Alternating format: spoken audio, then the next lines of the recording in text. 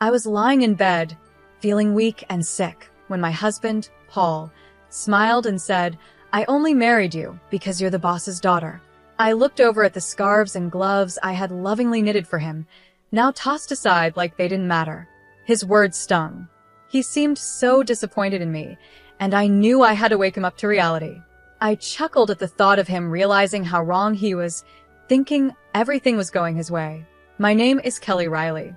I've been married to Paul for 6 years now. We don't have any children, but we've been living happily together. Paul works a lot and is often away from home. Sometimes I feel lonely, but he always makes an effort to spend time with me on his days off, which helps me manage the loneliness. I met Paul through my father, who was his boss at the time. After we got married, Paul suggested that I become a stay-at-home wife. It seemed like a good idea to me, and I had plenty of time for myself. While supporting Paul, I started making friends with the neighbors, doing some exercise, and taking up sewing. I tried different things to fill my time, but sewing and knitting became my favorite hobbies. Every winter, I would knit scarves and gloves for Paul. My first few attempts weren't great, but I got better with time. Eventually, Paul even told me they were as good as the ones you could buy from a store. Hearing his kind words made me love sewing even more. I dreamed of one day sewing with our future child. I mentioned it to Paul, and he smiled, saying, "Maybe I'll join in and learn when the time comes." It was moments like these that made me feel happy in my life. I also made sure to take good care of the house and always spent quality time with Paul when he had days off. Thanks to his good salary, we had a comfortable life, and from the outside, I probably seemed very lucky. I had no complaints and thought we would continue living quietly like this, just the two of us, with hopes for a child in the future. But about 3 years ago, things started to change. One evening, I was waiting for Paul to come home, as I always did. Suddenly, I felt dizzy and collapsed. Paul had just returned from work and rushed me to the hospital. When I woke up, I found myself lying in a hospital bed. From the conversation between Paul and the doctor, I learned that my condition wasn't minor and would be something I'd have to deal with for the rest of my life. Thankfully, it wasn't life-threatening, but the doctor warned that it could happen again. They recommended I stay in the hospital until I was a bit stronger. Seeing that I was worried, Paul reassured me, "It looks like you'll be in the hospital for a while, but it's okay. I'll come visit whenever I have time off from work. We'll get through this together." He held my hand as he spoke, and his words eased my fear. With my supportive husband by my side, I believed that everything would be fine, even though there wasn't any real reason to think that. True to his word, Paul visited me almost every day after that. He held my hand, asked me how I was feeling, and tried to keep my spirits up. When I told him the hospital days felt long and boring, he brought me my favorite sewing tools. We would sit together, sewing and chatting about little things that happened during the day. Teaching my clumsy husband how to sew was especially fun, and it made me forget the boredom for a while. These happy moments in the hospital went on for about a year. Last winter, I made him another scarf as part of our yearly tradition.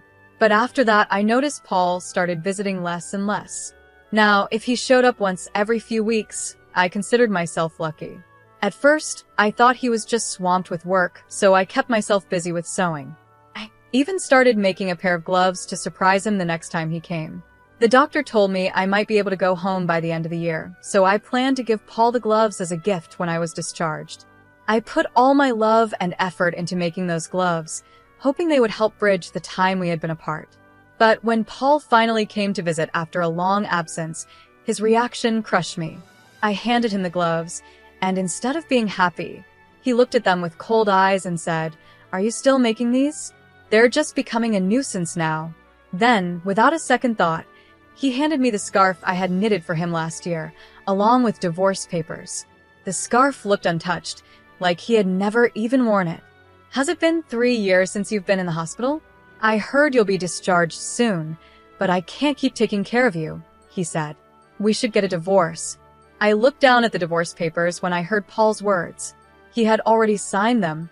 I thought to myself, so, this is where we've ended up. To be honest, ever since he stopped visiting me regularly, I had considered the possibility of divorce more than once. I tried to push those thoughts away, convincing myself that he was just busy with work. But deep down, I knew better. The Paul the First knew would never ignore me, no matter how much work he had. If his job had really gotten busier, he would have told me. When he started disappearing without any explanation, I had a feeling this was coming. That's why, when I asked him why he wanted a divorce, I wasn't as upset as I thought I'd be. I wasn't trying to hold on to him. I knew I had probably become a burden to him. If the kind Paul the First used to know was now asking for a divorce, I figured I didn't really have a choice. But I was still curious. He had once promised we'd get through this together, so I wanted to know why he had changed his mind. When I asked, Paul responded, "Isn't it obvious? Ever since I married you, all I've had are problems. I'm sick of the scarves and gloves you give me every year. I only married you because you're the boss's daughter. How can I be expected to deal with you being sick on top of everything else?" He laughed in a way that felt like he was mocking me. It was as if all the joy I had found in our life together, all the talks we had about love, happiness, and loneliness, meant nothing to him. He made it clear that he thought I was a fool for believing in those things. He continued, "Who even wears a handmade scarf anymore without feeling embarrassed? Getting gifts like that is just annoying." As I listened to him, I glanced at his neck and noticed a high-end scarf I didn't remember giving him. Compared to the scarves I made for him, this one was obviously of much better quality. There was no point in comparing mine to that one. It made me wonder if he had ever actually worn any of the things I made for him. He must have hated them all along, and I just never realized it. After I was hospitalized, my father retired from the company shortly after. That meant Paul no longer had to pretend to care about me to stay in my father's good graces. Plus, having a sick wife might have been a convenient excuse for him at work. In the first year of my illness, he made a big show of visiting me whenever he could, balancing work and showing concern for me. I could easily imagine my father, before he retired, praising Paul at work, saying how hardworking he was while also taking care of his sick wife. Paul had built this image of being a caring husband, and his co-workers respected him for it. But now, it seemed that once my father retired, Paul didn't see any value in me anymore. The part of me that had once been useful to him had been realized, and now he no longer needed me. When I shared my thoughts, feeling sick inside, my husband looked surprised. Then he casually admitted, "Well, it did make work easier. When I mentioned you, everyone felt sorry for me and treated me well. If I worked a bit of overtime, they praised me for being responsible. And if I wanted time off, all I had to say was, 'My wife is sick.' And that was it." He said all of this without a hint of regret. He had used my illness to his advantage in ways I had never noticed. As for the promotion I'm up for, he continued, "I mean, the others are idiots, but I do have to thank your illness for that." I listened quietly with my head down. When I finally looked up, I saw a smug grin on his face. The man I once loved was gone, replaced by someone I didn't recognize. This was his true self. "Well, if I was able to help you, I guess that's good," I said. "We probably won't see each other again, so take care." I handed him the divorce papers. He had no more use for me after that, and quickly turned to leave. And just like that, our divorce was final. After he left, I cried softly to myself. After some time, I was discharged from the hospital and went back to my parent house. When my father heard what had happened, he was furious. "I never thought he could be that kind of person," he said, his voice raised. But for me, it didn't matter anymore. I calmed my father down and told him that once I cleaned up the house, I wanted to move back in with my parents. They understood and told me to do whatever made me happy. For now, I decided to live with them. Before moving back in with my parents, I wanted to visit the house where I had lived with my husband. But when we got there, I found that the front door lock wasn't working. My parents and I exchanged confused looks and decided to ring the doorbell. A stranger answered the door. Feeling puzzled, I asked him about the situation. He told me that he had bought the house a while ago and had been living there for a few months with his wife and child. They seemed happy. My parents were even angrier after hearing this, but I didn't want to cause any trouble for the new family. I bowed my head and quietly left. However, I couldn't just leave it like that, so I called my ex-husband right away. On the phone, he answered casually, "Oh yeah, I sold the house while you were in the hospital. Keeping the money from the sale is like compensation for me." It was my house to begin with, so you don't really have any complaints, right? I couldn't help but sigh at how indifferent he was. I wish he had told me sooner. From what the new owner said, the house had been sold quite a while ago. My husband probably put it up for sale about a year ago, around the time he stopped visiting me. Even if he had planned to divorce me, selling the house without discussing it with me was just outrageous. Our divorce had already been finalized when we signed the papers, but since I was still in the hospital, we had agreed to talk about compensation and dividing assets after my discharge. We had a meeting planned for next week, but he decided to act on his own. It was unbelievable. What made it worse was that he didn't even think he had done anything wrong. So, I calmly told him over the phone, "You really don't understand anything, do you?" "Huh? What do you mean?" he asked, sounding confused. "I'll explain everything in detail next week," I replied and hung up the phone. I smiled at my worried parents and then turned to my father. "I need a favor," I said, sharing my plan with him and asking him to help me get ready for what was coming. "I understand," my father said, his face serious but supportive. "I've already prepared the necessary documents. There's not much time before the meeting next week, but we'll manage." I could see a hint of regret in his eyes, probably because he had once recommended my husband to me. But his anger at what my husband had done seemed to drive him to help me as much as he could. I thanked my father and waited for the day of the meeting. The thought of seeing my husband's reaction made me smile for the first time in a while. With my father's help, we got everything ready for the meeting. We decided to hold the discussion at my parents' home. My parents and I sat together on one side, and my husband sat alone across from us. I'm sure he knew my parents were hurt by the divorce, but it didn't seem to bother him anymore. He didn't show any sign of respect towards them, and his face even held a hint of a smile. His attitude was arrogant, as if he didn't have anything to worry about. "I'm the victim here," he began, "but I'm not going to ask for too much. The money from the sale of the house will be enough." He spoke as if he was being generous, like he was doing us a favor by not asking for more. Seeing his smug attitude, my father's face turned red with anger. I gently placed my hand on his to calm him down. There was no need for us to get upset. We knew that in this discussion, my husband was the one who would be at a disadvantage, not us. "There's something important we need to talk about first," I said, keeping my voice calm. I spoke up and my father handed over a document. It was proof that the land where the house stood was owned by him. "Yes, the house was in your name. There's no question about that," I said. "But the land the house was built on belongs to my father, and he still holds the title to it. That's clear from this document, right?"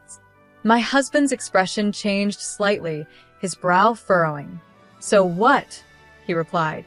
"The house was mine. No one has the right to complain. Do you think you can get back at me with that?" He chuckled, as if he found the whole situation ridiculous. I continued calmly. "It's true that the house was in your name, and legally, you could sell it. I'm sure you checked all of this before you sold the house, and there's no legal issue with your actions." My husband seemed confident, knowing there was no problem from a legal standpoint.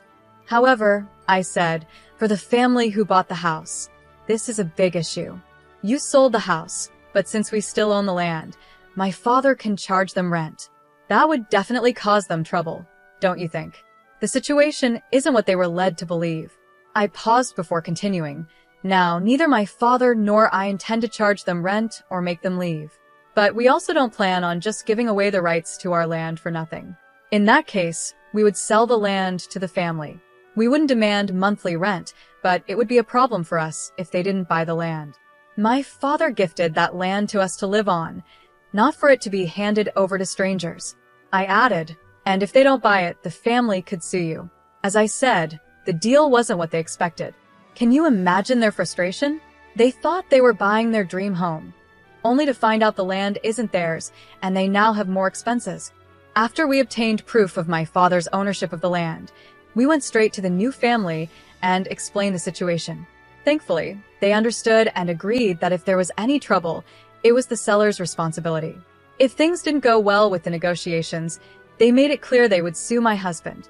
When I saw my husband's face turn pale, I knew he finally understood the gravity of the situation. He realized that no matter what, this was going to cost him a lot of money because of his mistake. In a trembling voice, he asked, "What should I do then?" I smiled and calmly responded, "The family can buy the land from us, making them the full owners of both the house and the land. Then you would have to cover the cost of the land. This way, everything can be settled smoothly, and there would be no need for the family to sue you. Once they own both the house and the land, all the issues will be resolved. However, since they weren't informed about the land price when they bought the house, they will likely make you pay for it. That's not their problem to deal with, it's yours. The real issue is that the land is in a prime location, and its value could be higher than what you sold the house for. Even if you give up all your assets, it might not be enough. In the end, you could be left with nothing." I paused for a moment and continued, "Another option is for you to buy the house back and then pay for the land. Of course, you have to cover the relocation fee for the family living there. This would give you back both the house and the land, and you could try selling them again, maybe making some money. But after paying for everything, you probably won't end up with much, if anything at all. Whichever option you choose, you'll be at a loss," I added. "And let's not forget about alimony.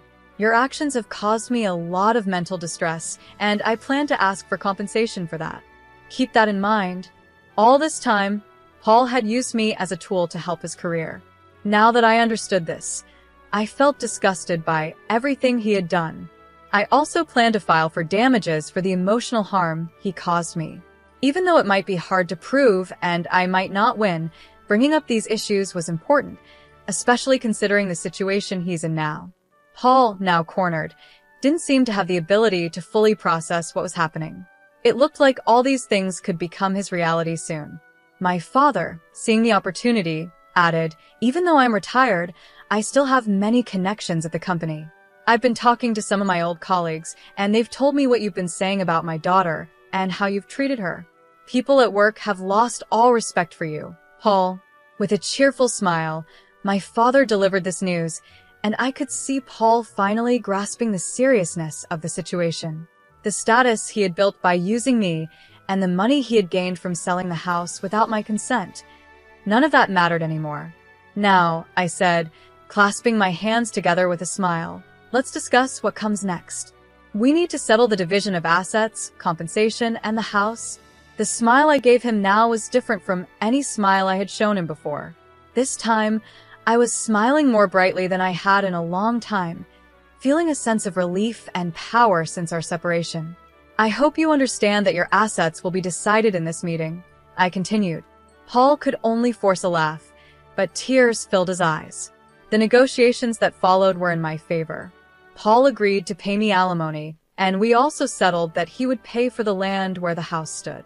We later explained everything to the family who had bought the house, and in the end, everyone benefited from the agreement, except Paul.